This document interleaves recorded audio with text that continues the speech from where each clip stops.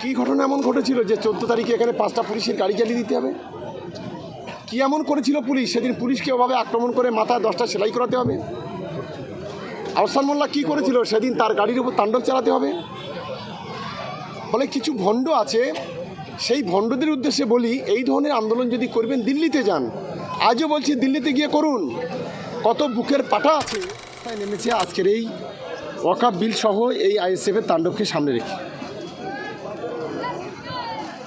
আমরা দেখলাম একটা পার্টি অফিস ভাঙচুর করা হয়েছে এবং এই নিয়ে নওশাদ সিদ্দিকী বলছে এখানে ভালো করে তদন্ত করা যায়, সরকার মামলা জড়িত আছে।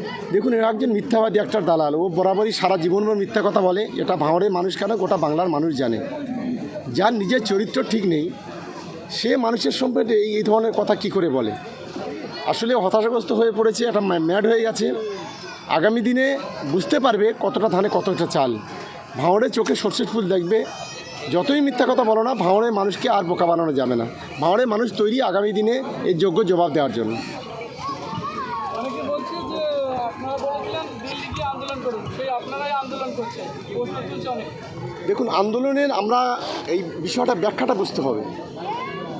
আমরা এই ধ্বংসাত্মক আন্দোলন করতে আমরা বারণ করেছি। যারা গাড়ি পোড়ায়, যারা ঘর পোড়ায়, যারা ঘর লুট করে, যারা মানুষকে খুন করে, এই আন্দোলন বাংলায় কখনো কাম্য নয়। কারণ বাংলার সরকার, বাংলার মাননীয় মুখ্যমন্ত্রী শান্তিপূর্ণ আন্দোলনের কথা বলেছেন। কি ঘটনা এমন ঘটেছিল যে 14 তারিখে এখানে 5টা পুলিশের গাড়ি জ্বালিয়ে দিতে হবে? কি এমন করেছিল পুলিশ সেদিন পুলিশকে ওভাবে আক্রমণ করে মাথায় 10টা সেলাই করাতে হবে? আহসান মোল্লা কী করেছিল সেদিন তার গাড়ির উপর তাণ্ডব চালাতে হবে? ফলে কিছু ভণ্ড আছে, সেই ভণ্ডদের উদ্দেশ্যে বলি, এই ধরনের আন্দোলন যদি করবেন দিল্লিতে যান। আজও বলছি দিল্লিতে গিয়ে করুন। কত বুকের পাটা আছে। দিল্লি সরকার এটা তৈরি করেছে এই আইন, সেখানে গিয়ে কত মস্তানি আছে দেখান। বাংলাতে আন্দোলন করলেন, গণতান্ত্রিকভাবে আন্দোলন করবেন। বাংলাতে এসব মস্তানিরা চলবে না। বাংলার পুলিশ শক্ত হাতে দমন করবে, এটা অন্তত তোমাদের মনে রাখা উচিত। আজকে সভা থেকে কী বার্তা দেবেন সাধারণ মানুষের? দেখুন, আমি বিশেষ করে ভাঙড়ের মানুষ সহ গোটা বাংলার মানুষরা, আমি একজন সংখ্যালঘু পরিবারের সদস্য হিসেবে অনুরোধ করব, দিদির প্রতি আস্থা রাখুন, বাংলার মুখ্যমন্ত্রীর প্রতি আস্থা রাখুন এবং বিচার ব্যবস্থার প্রতি আস্থা রাখুন।